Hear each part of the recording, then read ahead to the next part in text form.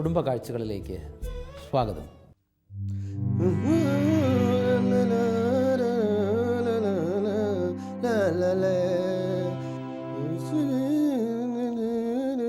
ഈ നാടകം ഈ ഇടവകയിൽ ഒരു മഹാസംഭവമായിരിക്കും. ഞാനല്ലേ അഭിനയിക്കുന്നത്. സീൽ ചെയ്ത ആപ്പിളുകളാണല്ലോ തൂങ്ങിക്കിടക്കുന്നത്. മാലാക നേരിട്ട് വന്ന് സീൽ ചെയ്തതായിരിക്കും അല്ലേ? നീ നിന്റെ പണി എടുത്താ മതി കേട്ടോ. ഓ, അപ്പൊ കോഴിക്കോട് എവിടെയാന്നാ പറഞ്ഞേ? ജോർജേ, റിഹേഴ്സൽ തുടങ്ങിയാലോ നമുക്ക്? ഓച്ചോ അച്ഛാ, ഇതാ ഞാൻ പറഞ്ഞ പുതിയ നടി. പല നാടകങ്ങളിൽ അഭിനയിച്ചിട്ടുണ്ട്. കണ്ടാ തന്നെ അറിയാച്ചോ, ഇവർ കലക്കും. അതല്ല, താനെന്താ ഇവിടെ? ഇതിൽ റോളൊന്നുമില്ലല്ലോ. അത് റിഹേഴ്സൽ കാണാലോന്ന് വെച്ച് ഞാൻ. താനീ വന്നേ. ഇവളെങ്കിലും തന്റെ കൂടെ അഭിനയിക്കുക. ഇതിപ്പോ മൂന്നാമത്തെ ആളാ. ചെയ്യോച്ചോ, അവള് ചെയ്യും. അല്ല, അവള് ചെയ്യും. നിന്റെ കാര്യം ശരി. റിഹേഴ്സൽ റെഡിയായിക്കോ. ഓച്ചോ ആദും ഒവ്വയും മരത്തിന് മറന്നു നിൽക്കുന്നു. പിതാവിന്റെ ശബ്ദം കേൾക്കുമ്പോ ഡയലോഗ് ആദം പറയണം. മനസ്സിലായല്ലോ അല്ലേ? ശരി.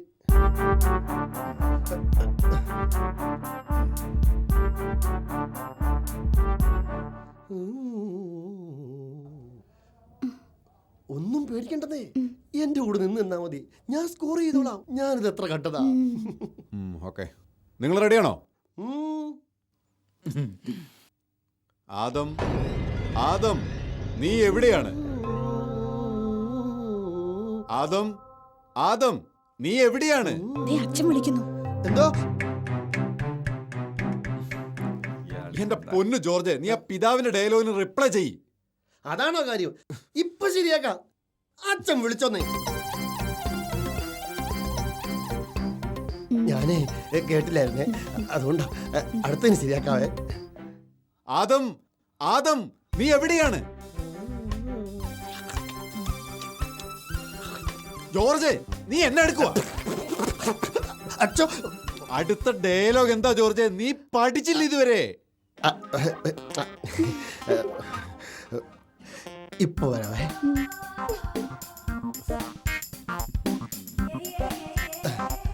അച്ഛനും വന്നേ.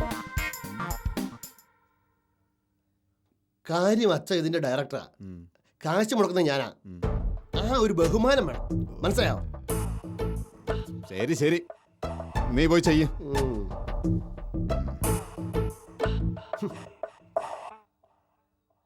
അച്ഛനാ ഡയലോഗ് ഒന്ന് വായിച്ചേ. തോട്ടത്തിൽ അവിടുത്തെ ശബ്ദം ഞാൻ കേട്ടു. ഞാൻ നഗ്നനായതുകൊണ്ട് ഭയന്നൊളിച്ചതാ. ഇതാണ് ഡയലോഗ്. തോട്ടത്തിൽ ഞാൻ ശബ്ദം കേട്ടു, ഞാൻ ഭയന്നൊളിച്ചു. തോട്ടത്തിൽ ഞാൻ ശബ്ദം കേട്ട് ഭയന്നൊളിച്ചു. നഗ്നനായതുകൊണ്ട് ഭയന്നൊളിച്ചു. ആ ശരി അച്ഛോ, നോക്കാം.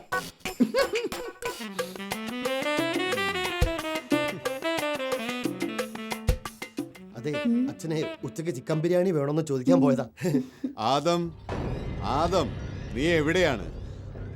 തോട്ടം നഗ്നമായതുകൊണ്ട് അവിടുത്തെ ശബ്ദം ഞാൻ കേട്ടു. പേടിച്ചു പോയി ഞാൻ.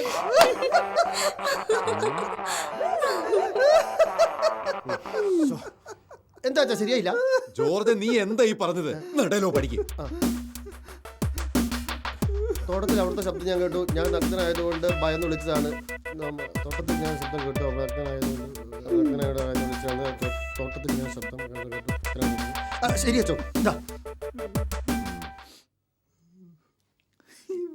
ചിരിപ്പിച്ച് കൊല്ലും. ഇത് സിമ്പിളാ. ഇപ്രാവശ്യം ശരിയാവും. ഒന്ന് ശരിയാക്കിയ മതി. ആദം, ആദം, നീ എവിടെയാണ്? തോട്ടത്തിൽ എന്റെ ശബ്ദം ഞാൻ കേട്ടു. അങ്ങ് പേടിച്ചു പോയത് കൊണ്ട് ഞാൻ ഒളിച്ചതാണ്.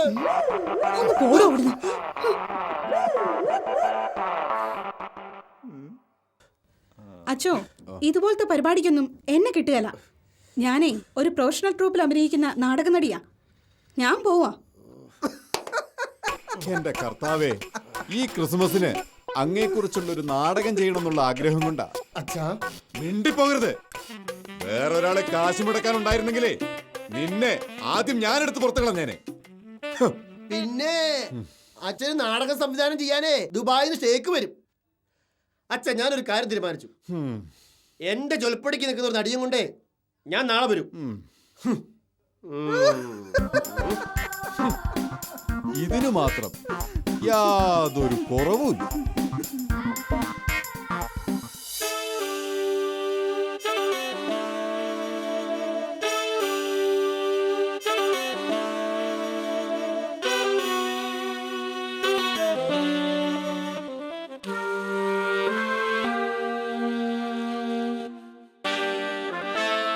എന്താ ചായ? സോഫി, ഞാനൊരു കാര്യം തീരുമാനിച്ചു. എന്ത്? എൻ്റെ നാടകത്തിൽ ഞാൻ ഒരുപാട് പെണ്ണുങ്ങളെ ട്രൈ ചെയ്തു. ഉം. ആരും ഒരു സുഖമാവുന്നില്ല. എൻ്റെ ജോഡിയായിട്ട് നീ തന്നെ അങ്ങ് അഭിനയിച്ചു. അയ്യോ, ഞാനോ? എനിക്ക് അഭിനയിക്കാനൊന്നും അറിയില്ല. സോഫി, ഞാൻ പറയുന്നത് അനുസരിച്ചാ മതി. മനസ്സിലായോ?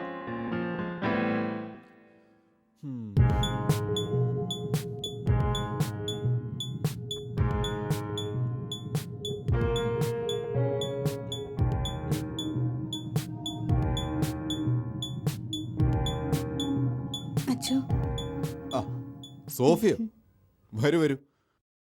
ഈ നാടകം എന്ന് പറഞ്ഞാൽ നോക്ക്, കണ്ടില്ലേ?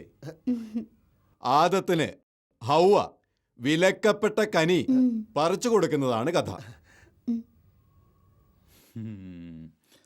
അവസാനം ജോർജ് ഭാര്യ ഇറക്കി. അവർ ഏതൻ തോട്ടത്തിൽ നിന്ന് പുറത്താകുന്നതോടുകൂടി നമ്മുടെ നാടകം അവസാനിക്കുകയാണ്. മനസ്സിലായില്ലേ? നമുക്ക് തുടങ്ങല്ലേ ജോർജെ? ഉവച്ചോ. ഓക്കെ എന്നാ സോഫി കയറിക്കോ, നോക്കാം. ഈശോ വിഷയം സ്തുതിയായിരിക്കട്ടെ അച്ചോ. ആ നീയോ? സ്തുതിയായിരിക്കണം, സ്തുതിയായിരിക്കണം. ജോർജെ, അറിയാലോ കാര്യങ്ങളൊക്കെ? എന്നാ ഓക്കെ ചെയ്.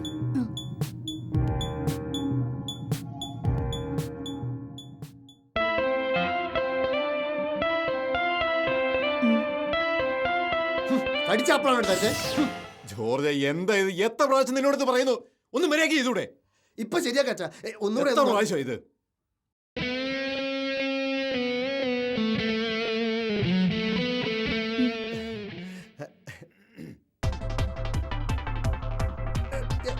നഗ്നായതുകൊണ്ട് ഞാൻ അവിടെ ഒളിച്ചു.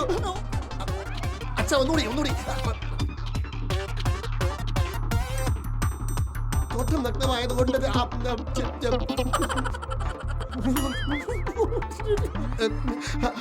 അങ്ങ് നഗ്നായതുകൊണ്ട് നീ ആ സോഫിനെ നോക്ക, എത്ര നന്നായിട്ടാ ചെയ്യുന്നേ. ഞാനല്ല. സർപ്പം എന്നെ പറ്റിച്ചു. ഞാനല്ല.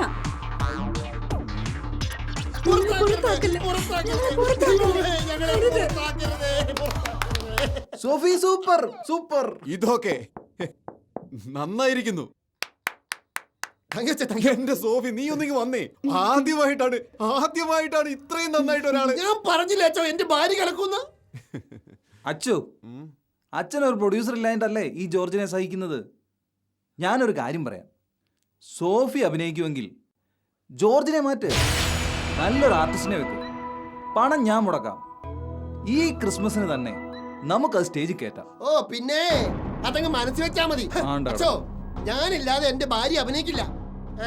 അല്ല ജോർജെ, ഒരു നാടകം നല്ല രീതിയിൽ ചെയ്യാന്നുള്ളതാണല്ലോ ഒരു സംവിധായകന്റെയും നമ്മുടെയൊക്കെ സന്തോഷം. ചെയ്തോ, നന്നായി ചെയ്തോ.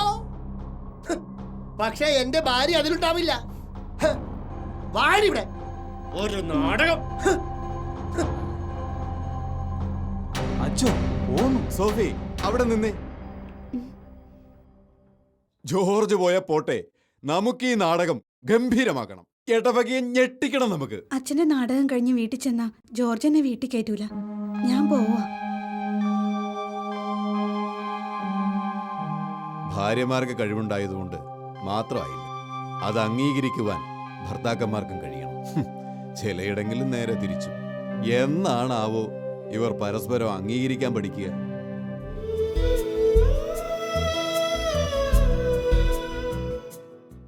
പങ്കാളിത്ത സ്വഭാവമുള്ളതാണ് കുടുംബം. നിങ്ങൾ സസ്യലതാദികളെ ശ്രദ്ധിച്ചിട്ടില്ലേ? ഉദാഹരണത്തിന് ഒരു വൃക്ഷത്തെ നമുക്ക് പരിശോധനയ്ക്കായി എടുക്കാം. ആ വൃക്ഷത്തിൻ്റെ നിലനിൽപ്പിന് ആ വൃക്ഷത്തോട് ബന്ധപ്പെട്ട എല്ലാം ആവശ്യമാണ്. ആ വൃക്ഷത്തിൻ്റെ വേരുകൾ അതിൻ്റെ ശാഖകൾ, ഇലകൾ, പൂവുകൾ, ഫലങ്ങൾ എല്ലാം ആവശ്യമാണ്. ഇതുപോലെ ഒരു കുടുംബം നിലനിന്ന് വളർന്ന് ഫലം ചൂടണമെന്നുണ്ടെങ്കിൽ പരസ്പര പങ്കാളിത്തവും സഹകരണവും ആവശ്യമാണ്. ഇതിന് അടിസ്ഥാനം അന്വേഷിക്കുമ്പോൾ നാം ദൈവത്തിലെത്തിച്ചേരും. ദൈവം ഏകനാണ് എന്ന് നമുക്കറിയാം. പക്ഷേ നാം പരിചയപ്പെടുന്ന ദൈവം ത്രിത്വമാണ്. ഏകദൈവത്തിൽ 3 ആളുകൾ. ഇതുപോലെ ദൈവം പരസ്പര ബന്ധം ആഗ്രഹിച്ചുകൊണ്ട് മനുഷ്യനെയും തൻ്റെ സൃഷ്ടികർമ്മത്തിൽ പങ്കുചേർക്കുന്നുണ്ട്. ഉൽപ്പത്തി പുസ്തകം ആരംഭ അധ്യായങ്ങൾ നമ്മെ പഠിപ്പിക്കുന്നത് അതാണ്. ദൈവം തൻ്റെ ദൗത്യത്തെക്കുറിച്ച് സ്വാർത്ഥപരമായി ചിന്തിക്കുകയോ പെരുമാറുകയോ ചെയ്യുന്നില്ല. ദൈവം എന്താണ് ചെയ്യുന്നത്? തൻ്റെ ഛായയിലും സാദൃശ്യത്തിലും സൃഷ്ടിക്കപ്പെട്ട മനുഷ്യനെ തൻ്റെ സൃഷ്ടികർമ്മത്തിൽ പങ്കുചേർക്കുകയാണ്. ഭാര്യാഭർത്തൃബന്ധം അത്തരത്തിലുള്ള ഒന്നാണല്ലോ. ഭാര്യ ഒറ്റയ്ക്കോ ഭർത്താവ് ഒറ്റയ്ക്കോ അല്ല ജീവൻ്റെ കൈമാറ്റം നടത്തുന്നത്. ഭാര്യാഭർത്താക്കന്മാർ 2 പേരും കൂടെ ചേർന്നാണ്. ഇനിയും മാതാപിതാക്കളിലേക്ക് കൈമാറപ്പെടുന്ന ഈ ജീവൻ്റെ കൈമാറ്റത്തിൻ്റെ ഉത്തരവാദിത്വം അവരിൽ തന്നെ നിലനിൽക്കുകയല്ല. ആ ഉത്തരവാദിത്വം വരും തലമുറകളിലേക്ക് കൈമാറുകയാണ്. ഇത്തരത്തിൽ ആകപ്പാടെ നമ്മൾ നോക്കുമ്പോൾ കുടുംബം പങ്കാളിത്ത സ്വഭാവമുള്ളതാണ്. സ്നേഹം പങ്കുവയ്ക്കുന്ന കാര്യത്തിലായാലും ജീവൻ്റെ കൈമാറ്റത്തിലായാലും കുടുംബജീവിതത്തിൻ്റെ ഭൗതികമായ ഉത്തരവാദിത്തങ്ങൾ നിർവഹിക്കുന്ന കാര്യത്തിലായാലും ഒരു കൂട്ടുത്തരവാദിത്വവും ഒരു പങ്കാളിത്തവുമുണ്ട്. ഭാര്യാഭർത്താക്കന്മാർ ഈ ഒരു മാതൃക സ്വീകരിച്ചുകൊണ്ട് അവർ കുടുംബത്തിൽ സ്വാർത്ഥതയോടെ ഞാനെന്ന ഭാവത്തോടെ ഒറ്റയ്ക്ക് പ്രവർത്തിക്കാതെ അന്യോന്യം സഹകരിച്ചും സഹകരിപ്പിച്ചും പ്രവർത്തിക്കാനിടയാവണം. അതുകൊണ്ട് വളരെ പ്രധാനപ്പെട്ടതാണ് ഭർത്താവ് ഭാര്യയുടെ, ഭാര്യ ഭർത്താവിൻ്റെ അഭിപ്രായം ആരായുക എന്നത്. അഭിപ്രായം ആരായാനും ഒന്നുചേർന്നിരിക്കാനും ഒന്നിച്ച് ചിന്തിക്കാനും ഒന്നിച്ച് പ്രവർത്തിക്കാനും ഒക്കെ ഭാര്യാഭർത്താക്കന്മാർക്ക് സാധിക്കേണ്ടതുണ്ട്. തങ്ങളുടെ മാതാപിതാക്കളെക്കുറിച്ച് അഭിമാനപൂർവം സംസാരിക്കുന്ന മക്കൾ പറയുന്നൊരു കാര്യം, തങ്ങളുടെ മാതാപിതാക്കൾ തങ്ങളുടെ കുടുംബജീവിതത്തെക്കുറിച്ച് കൂട്ടായി ചിന്തിക്കുകയും കൂട്ടായി പ്രവർത്തിക്കുകയും ചെയ്തത് തങ്ങൾക്ക് മാതൃകയായി എന്നതാണ്. ഏകനായി ദൈവം തൻ്റെ ദൗത്യങ്ങൾ നിർവഹിച്ചില്ല. തൻ്റെ ദൗത്യത്തിൽ മനുഷ്യമക്കളെ സഹകരിപ്പിച്ചെങ്കിൽ കുടുംബജീവിതത്തിലേക്ക് വിളിക്കപ്പെടുന്ന ഭാര്യാഭർത്താക്കന്മാർ ബോധപൂർവം അന്യോന്യം സഹകരിപ്പിക്കാൻ ഇടയായിത്തീരണം. അതുകൊണ്ട് തന്നെ അടിച്ചമർത്തപ്പെടുന്ന മനോഭാവം, പെരുമാറ്റ ശൈലി കുടുംബജീവിതത്തിന് ഒട്ടുമേ ചേർന്നതല്ല. അത്തരത്തിലുള്ള ഒരു ജീവിതശൈലി കുടുംബജീവിതം കൂട്ടായി മുമ്പോട്ട് കൊണ്ടുപോകാൻ ആഗ്രഹിക്കുന്ന ഒരാളും ആഗ്രഹിക്കുന്നതുമല്ല. കുട്ടനാട്ടിലൊക്കെ യാത്ര ചെയ്യുമ്പോൾ പലപ്പോഴും ശ്രദ്ധിച്ചിട്ടുള്ളൊരു കാര്യമുണ്ട്. അവിടെ ചെറിയ കൊതുമ്പ് വള്ളങ്ങളുണ്ട്. സാധനങ്ങൾ കയറ്റിക്കൊണ്ട് പോകുന്ന വലിയ കെട്ടുവള്ളങ്ങളുണ്ട്. മത്സരത്തിൽ പങ്കെടുക്കുന്ന ചുണ്ടൻ വള്ളങ്ങളുണ്ട്. ഈ കൊതുമ്പ് വള്ളം ഒറ്റയ്ക്ക് ഒരാൾക്ക് തുഴഞ്ഞുകൊണ്ട് പോകാൻ പറ്റും. പക്ഷേ അതിൽ ഒത്തിരി പേർക്ക് യാത്ര ചെയ്യാനോ ഒത്തിരി സാധനങ്ങൾ കൊണ്ടുപോകാനോ പറ്റുകയില്ല. കെട്ടുവള്ളത്തിൻ്റെ അവസ്ഥ അങ്ങനെയല്ല. കുറേയേറെ പേർക്ക് യാത്ര ചെയ്യാം, കുറേ സാധനങ്ങൾ അതിൽ കൊണ്ടുപോകാൻ പറ്റും. അപകട സാധ്യത കുറവാണ്. പക്ഷേ ആ കെട്ടുവള്ളം ഒരാളായിരിക്കില്ല തുഴയുക, ഒന്നിൽ കൂടുതൽ ആളുകൾ തുഴഞ്ഞാണ് പോകുന്നത്. മത്സരത്തിൽ പങ്കെടുക്കുന്ന ചുണ്ടൻ വള്ളങ്ങളും അങ്ങനെ തന്നെയാണ്. നൂറുകണക്കിന് ആളുകളാണ് ആ വള്ളം മുമ്പോട്ട് തുഴഞ്ഞുകൊണ്ട് പോകുന്നത്. ഇതുപോലെ പരസ്പരം സഹകരിച്ചുകൊണ്ട് പങ്കാളിത്ത സ്വഭാവത്തോടുകൂടെ കുടുംബത്തെ മുമ്പോട്ട് നയിക്കാൻ സാധിച്ചാൽ ചെറിയ നേട്ടങ്ങളല്ല, വലിയ നേട്ടങ്ങൾ കൊയ്യാൻ സാധിക്കും. ചെറിയ വള്ളത്തിൽ കുറേ ഭാരങ്ങളെ എടുക്കാൻ പറ്റൂ, വലിയ വള്ളത്തിൽ ഒത്തിരി ഭാരം എടുക്കാൻ സാധിക്കും. ഇന്ന് വലിയ നേട്ടങ്ങൾ നമ്മുടെ കുടുംബജീവിതം വഴി നേടാൻ, വരും തലമുറകൾ വഴി നേടാൻ സാധിക്കണമെന്നുണ്ടെങ്കിൽ ഈ പങ്കാളിത്ത സ്വഭാവത്തെ നമുക്ക് കൂട്ടാൻ പറ്റിയേ മതിയാവുകയുള്ളൂ. എവിടെയാണോ പങ്കാളിത്ത സ്വഭാവത്തോടുകൂടെ കുടുംബം ഒരേ മനസ്സോടുകൂടെ നിലനിൽക്കുന്നത്, അവിടെ ദൈവം പ്രവർത്തിക്കും. കാരണം ദൈവം പങ്കാളിത്ത മനോഭാവമുള്ളവനാണ്, ദൈവം കൂട്ടായ്മയിൽ വസിക്കുന്നവനാണ്.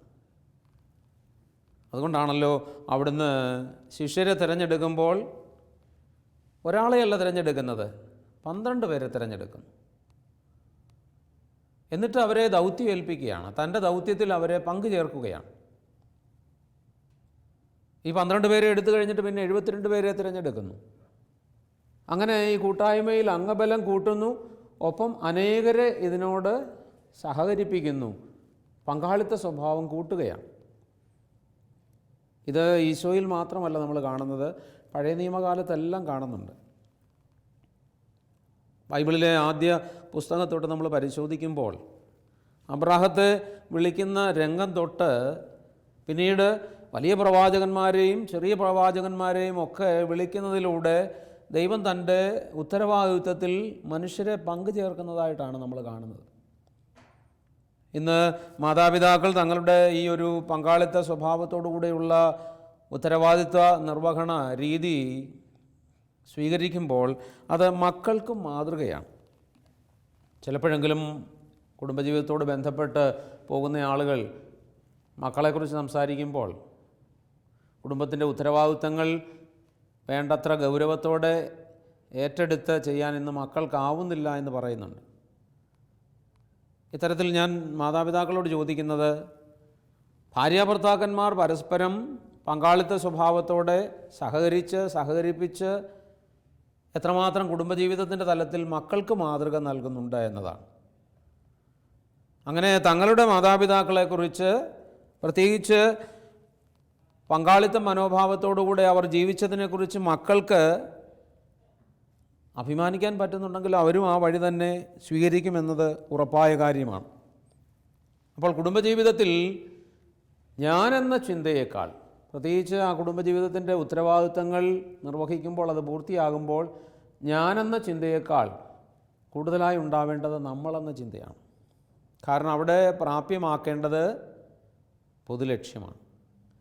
ഈ കുടുംബത്തിൻ്റെ മുഴുവൻ നന്മയാണ് അവിടെ പ്രാപ്യമാക്കേണ്ടത്. വ്യക്തിപരമായി തൻ്റെ ആ കഴിവ് കാണിക്കാൻ വേണ്ടി മാത്രം ഭർത്താവോ ഭാര്യയോ പ്രവർത്തിക്കുന്നു എന്നതിനപ്പുറത്ത് കൂട്ടായി സഹകരിപ്പിക്കാവുന്ന മേഖലകളിലൊക്കെ കുടുംബത്തിലെ അംഗങ്ങളെല്ലാം സഹകരിക്കുന്ന മനോഭാവം ഉണ്ടാകേണ്ടതാണ്. അങ്ങനെ പങ്കാളിത്ത സ്വഭാവമുള്ള ഒരു കുടുംബത്തെ മുമ്പോട്ട് നയിക്കാൻ സാധിക്കണമെന്നുണ്ടെങ്കിൽ ആ കുടുംബജീവിതത്തിന് നേതൃത്വം നൽകുന്നവരും അതിനോട് സഹകരിക്കുന്നവരുമായ എല്ലാ അംഗങ്ങൾക്കും വിശാലമായ മനസ്സുണ്ടാവണം, തുറവിയുള്ള മനസ്സുണ്ടാവണം.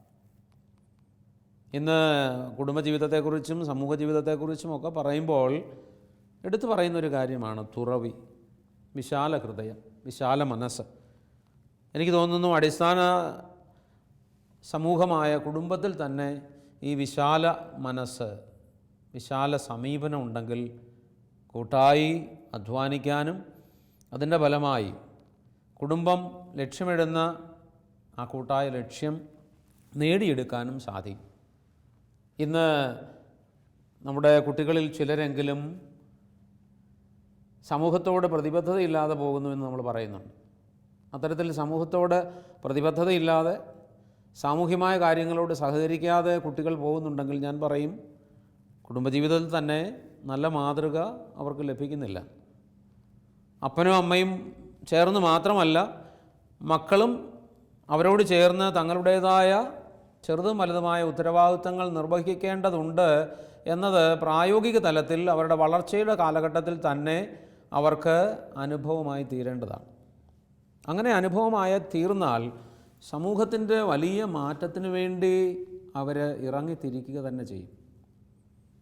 ഇന്ന് പലപ്പോഴും സഭാജീവിതത്തെക്കുറിച്ച് പറയുമ്പോൾ സമർപ്പണ ജീവിതത്തിലേക്ക് മറ്റുള്ളവർക്ക് വേണ്ടി ജീവിക്കാൻ വേണ്ടി അനേകർ വരുന്നില്ല എന്ന ആക്ഷേപം പറയാറുണ്ട്. യഥാർത്ഥത്തിൽ ഒരു വ്യക്തി സന്യാസ ജീവിതത്തിലേക്കോ പൗരോഹിത്യ ജീവിതത്തിലേക്കോ ഒക്കെ വന്ന് സഭയ്ക്ക് വേണ്ടി സമൂഹത്തിന് വേണ്ടി സമർപ്പിക്കാൻ തയ്യാറാകണമെന്നുണ്ടെങ്കിൽ അവർ കുടുംബജീവിതത്തിലായിരിക്കുന്ന സമയത്ത് തന്നെ, അവരുടെ ബാല്യകാലത്ത് തന്നെ പങ്കാളിത്ത മനോഭാവത്തോടുകൂടെ കുടുംബത്തിൻ്റെ ഉത്തരവാദിത്തങ്ങളിൽ പങ്കുചേരുന്നവരാവണം. അതുകൊണ്ട് കുടുംബത്തിന് നേതൃത്വം നൽകുന്ന ഭാര്യാഭർത്താക്കന്മാർ തങ്ങൾ ഒറ്റയ്ക്ക് എന്തോ ചെയ്തു കൂട്ടുന്നു എന്നതിനപ്പുറത്ത് അന്യോന്യം സഹകരിക്കാൻ, അന്യോന്യം സഹകരിപ്പിക്കാൻ പറ്റുന്ന മേഖലകളിൽ സഹകരിപ്പിക്കാൻ ഒക്കെയും ശ്രദ്ധിക്കണം. ഇന്ന് നമ്മുടെ കുടുംബങ്ങൾ ഉയർച്ചയിൽ നിന്ന് ഉയർച്ചയിലേക്ക് എല്ലാ തലത്തിലും പോകണമെന്ന് നമ്മൾ ആഗ്രഹിക്കുന്നുണ്ടെങ്കിൽ നമുക്ക് ഒന്നിച്ച് നീങ്ങാനായിട്ട് സാധിക്കണം. കുടുംബത്തിൽ ഒന്നിച്ചു പിടിച്ചാൽ നമുക്ക് ഏത് ലക്ഷ്യവും സാധിക്കാം എന്നത് പഴമക്കാർ നമുക്ക് നൽകുന്ന വലിയ മാതൃകയാണ്. ഈ ഒരു മാതൃകയ്ക്കനുസരിച്ച് തങ്ങളുടെ കുടുംബജീവിതത്തെ പങ്കാളിത്ത മനോഭാവത്തോടെ മുമ്പോട്ട് നയിച്ച അനേകം കുടുംബങ്ങൾ നമ്മുടെ കൺമുൻപിൽ നമുക്ക് മാതൃകയായിട്ടുണ്ട്. അത്തരത്തിലുള്ള ഒരു കുടുംബത്തെ നാം ഇന്ന് പരിചയപ്പെടുകയാണ്. നമുക്ക് ആ കുടുംബ ദൃശ്യത്തിലേക്ക് പോകാം.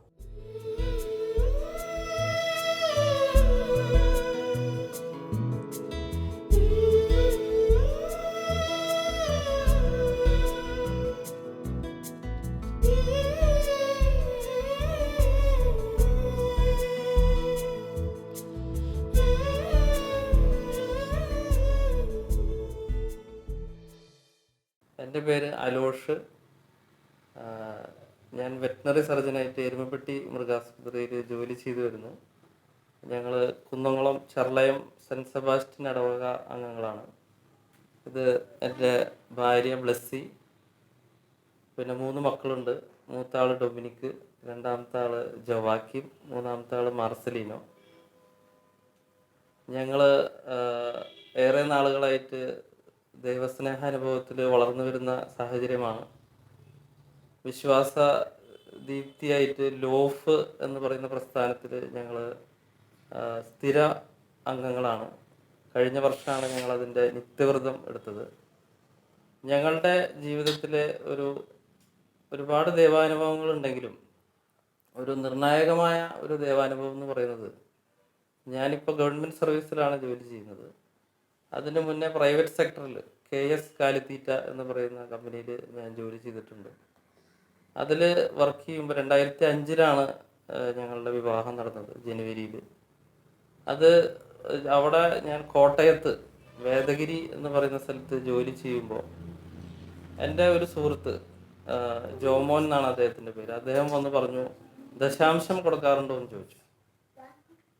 അപ്പോൾ അത്രയും നാളുകൾ അങ്ങനെ ഒരു കൃത്യമായി 10% ദശാംശം കൊടുക്കുന്നൊരു ശൈലി ഉണ്ടായിരുന്നില്ല. അപ്പോൾ ജോമോൻ അതിൻ്റെ വചനവും പറഞ്ഞു, മലാക്കി 3:10, നിങ്ങൾ ദശാംശം കൊടുത്തു നോക്കുവിൻ, ദൈവം സ്വർഗം തുറന്ന് അനുഗ്രഹിക്കുകയില്ലേ എന്ന് നിങ്ങൾ പരീക്ഷിക്കുവിൻ എന്നാണ് ആ വചനം പറയുന്നത്. അപ്പോൾ അതെന്നെ വളരെ സ്പർശിച്ചു. അപ്പോൾ അന്ന് ഞങ്ങളിതുപോലെ വർത്തമാനം പറയുമ്പോൾ ഞാനിത് ഷെയർ ചെയ്തു. അപ്പോൾ അങ്ങനെ അന്ന് എനിക്ക് 7000 രൂപയാണ് ശമ്പളം. ആദ്യത്തെ ജോലിയാണ്, ചെറിയ ജോലിയാണ്. അപ്പോൾ അങ്ങനെ ഈ 7000 രൂപ ശമ്പളത്തിൽ എങ്ങനെ ഈ ദശാംശം കൊടുക്കും എന്നുള്ളതായിരുന്നു ബ്ലെസ്സിയുടെ കൺഫ്യൂഷൻ. അപ്പോൾ അങ്ങനെ അത് ഞങ്ങൾ ചർച്ച ചെയ്തു. അപ്പോൾ 7000 രൂപ ശമ്പളത്തിൽ അങ്ങനെ ഒരു ദശാംശം കൂടി കൊടുത്തു കഴിഞ്ഞാൽ നമുക്ക് കാര്യങ്ങൾ മുന്നോട്ട് പോകുമെന്ന് ഇവൾ പറഞ്ഞു. അങ്ങനെ ഞങ്ങളത് ചർച്ച ചെയ്തു. അവസാനം ഞങ്ങൾ തീരുമാനമെടുത്തു, നമുക്ക് പ്രാർത്ഥിക്കാം. അപ്പോൾ ഞങ്ങളങ്ങനെ ഒരുമിച്ചൊരു തീരുമാനമെടുത്തത് ഇങ്ങനെയാണ്. ഇപ്പോൾ 7000 രൂപ ശമ്പളമുള്ളൂ.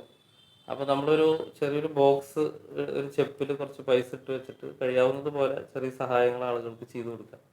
അതേസമയത്ത് ശമ്പളം ഏതെങ്കിലും രീതിയിൽ വർദ്ധിക്കുകയാണെങ്കിൽ അന്ന് തൊട്ട് കൃത്യമായിട്ടൊരു ദശാംശം എടുക്കാമെന്ന് ഞങ്ങളിങ്ങനെ പ്രാർത്ഥനാപൂർവ്വം തീരുമാനിച്ചു. അങ്ങനെ സാധാരണ പോലെ ഞാൻ പിറ്റേ ദിവസം ജോലിക്ക് പോയി. 2 ദിവസം കഴിഞ്ഞപ്പോൾ അത്ഭുതം തന്നെ സംഭവിച്ചു. അതായത് എൻ്റെ കമ്പനിയിലെ ജനറൽ മാനേജർ എന്നെ ഫോണിൽ വിളിച്ച് പറയാണ്, പിന്നെ തൃശ്ശൂരുള്ള ഞങ്ങളുടെ പ്ലാന്റിൽ ഒരു വേക്കൻസി വന്നിരിക്കുകയാണ്. അപ്പോൾ നിനക്ക് അങ്ങോട്ട് താല്പര്യം ഉണ്ടെങ്കിൽ നിന്നെ പ്രൊമോട്ട് ചെയ്യാം. അപ്പോൾ ചെറിയ രീതിയിൽ ശമ്പളം കൂടും, പക്ഷേ നാട്ടിൽ തന്നെയാണ് എന്ന് പറഞ്ഞു. അപ്പം ഞാനാകെ അതിശയിച്ചു പോയി. അങ്ങനെ ഞങ്ങൾ തൃശ്ശൂർക്ക് തിരിച്ച് മടങ്ങി വന്നു. അപ്പോൾ എനിക്ക് ചെറിയൊരു ശമ്പള വർധനവുണ്ടായി. മാത്രമല്ല തൃശ്ശൂർക്ക് വന്നപ്പോൾ ഞങ്ങളുടെ നാട് തന്നെ ആയതുകൊണ്ട് യാത്രാ ചെലവുകളും കുറഞ്ഞു. അങ്ങനെ ദൈവത്തിൻ്റെ വലിയൊരു അത്ഭുതം അവിടെ ഞങ്ങൾ രണ്ടുപേരും അനുഭവിച്ചു. അപ്പോൾ അന്ന് മുതൽ കൃത്യമായിട്ട് ദശാംശം കൊടുക്കാമെന്ന് ഞങ്ങൾ ഉറച്ച് തീരുമാനിക്കുകയും അന്ന് തൊട്ട് കൃത്യമായിട്ട് ദശാംശം ഇടുന്നൊരു ശൈലിയിലേക്ക് വരികയും ചെയ്തു. അത് ഞങ്ങൾക്ക് വലിയൊരു ദൈവാനുഭവമായിരുന്നു. കഴിഞ്ഞ ഒക്ടോബറിൽ ഞാനൊരു ധ്യാന കേന്ദ്രത്തിൽ ധ്യാനത്തിന് പങ്കെടുക്കാൻ പോയപ്പോൾ അവിടെ ഒരു അച്ഛൻ്റെ ടോക്കനെ വളരെയധികം സ്പർശിച്ചു. അപ്പം അച്ഛൻ പറഞ്ഞത് ഇതാണ്: നിങ്ങൾ ഈശോയോട് പ്രാർത്ഥിച്ചിട്ട് ലഭിക്കാത്ത കാര്യങ്ങൾ എന്തെങ്കിലും നിങ്ങളുടെ ജീവിതത്തിലുണ്ടെങ്കിൽ അത് മാതാവിനോട് പ്രാർത്ഥിച്ചത്. ഇപ്പോൾ മാതാവിൻ്റെ ഒക്ടോബർ മാസമാണ്, മാതാവിൻ്റെ മാസമാണ്. അപ്പോൾ നിങ്ങൾ മാതാവിനോട് പ്രാർത്ഥിച്ച് അത് നിങ്ങൾ ആ അനുഗ്രഹം നിങ്ങൾ നേടണം. അപ്പം അന്ന് തൊട്ട് ഞാൻ എൻ്റെ ഈ ആഗ്രഹം ഞാൻ മാതാവിനോട് സമർപ്പിച്ച് പ്രാർത്ഥിക്കാറുണ്ട്. ഞാൻ പ്രാർത്ഥിച്ചത് ഇതാണ്: എനിക്ക് ഈ വരുന്ന ജൂണിൽ എനിക്ക് ജോലിക്ക് കയറാൻ, ഒരു എയ്ഡഡ് സ്കൂളിൽ ജോലിക്ക് കയറാൻ സാധിക്കണം. അതിനുള്ള ക്രമീകരണങ്ങൾ അമ്മ എനിക്ക് ചെയ്തു തരണം എന്നാണ് ഞാൻ പ്രാർത്ഥിച്ചത്. അത്ഭുതം എന്ന് പറയട്ടെ, ആ ജൂണിൽ തന്നെ എനിക്ക് ജോലിക്ക് കയറാൻ സാധിച്ചു. ഞാനിപ്പോൾ സന്തോഷമായിട്ട് ജോലിക്ക് പോകുന്നു. ഈ കഴിഞ്ഞ ജൂണിലാണ് ഇവൾക്ക് ഇങ്ങനെ ജോലി കിട്ടിയത്. അത് വലിയൊരു അനുഗ്രഹമായി. ഞങ്ങളത് സാക്ഷ്യപ്പെടുത്തിയിട്ടുണ്ട്. പിന്നെയുള്ള ഒരു കാര്യം എന്ന് പറഞ്ഞാൽ ഞങ്ങളുടെ വീട്ടിൽ കുടുംബ പ്രാർത്ഥന. അതിലും ഉപരിയായിട്ട് ഒരു കാലഘട്ടത്തിൽ ഞങ്ങൾ തുടങ്ങിയതാണ് കപ്പിൾ പ്രയർ. അതായത് ഞങ്ങൾ രാത്രി കിടക്കുന്നതിന് മുമ്പ് കൈകോർത്ത് പിടിച്ച് ഞാനും ഇവളും കൂടി ചേർന്ന് പ്രാർത്ഥിക്കുന്നൊരു ശൈലി. അതങ്ങനെ ഇതുപോലെ ധ്യാനങ്ങളിൽ നിന്നും ക്ലാസ്സുകളിൽ നിന്നും കിട്ടിയതാണ്. അത് ഞങ്ങൾക്കൊരു നല്ലൊരു അനുഭവമാണ്. കാരണം എന്താണെന്ന് വെച്ച് കഴിഞ്ഞാൽ അത് ഞങ്ങൾ എപ്പോഴൊക്കെ അങ്ങനെ പ്രാർത്ഥിച്ചിട്ടുണ്ട്. അത്ര ഇപ്പോൾ ഈ ഇടയിട്ട് അങ്ങനെ റെഗുലറായിട്ട് പ്രാർത്ഥിക്കാറില്ല, പക്ഷേ എപ്പോഴൊക്കെ ഞങ്ങൾ കൈകോർത്ത് പിടിച്ച് ഒരു കാര്യത്തിന് വേണ്ടി പ്രാർത്ഥിച്ചിട്ടുണ്ടോ അതിലൊക്കെ ഞങ്ങൾക്ക് അനുഭവം കിട്ടിയിട്ടുണ്ട്. അതിൻ്റെ വെളിച്ചത്തിൽ ഇപ്പോൾ ഞങ്ങളുടെ കുടുംബ പ്രാർത്ഥന ഈ നാളുകളിൽ ഞങ്ങൾ പ്രത്യേക രീതിയിൽ ക്രമീകരിച്ചിട്ടുണ്ട്. അപ്പോൾ ജപമാല എത്തിക്കുമ്പോൾ കുട്ടികളായാലും അവരുടെ നിയോഗങ്ങൾ ഏറ്റുപറഞ്ഞ് പ്രാർത്ഥിക്കും.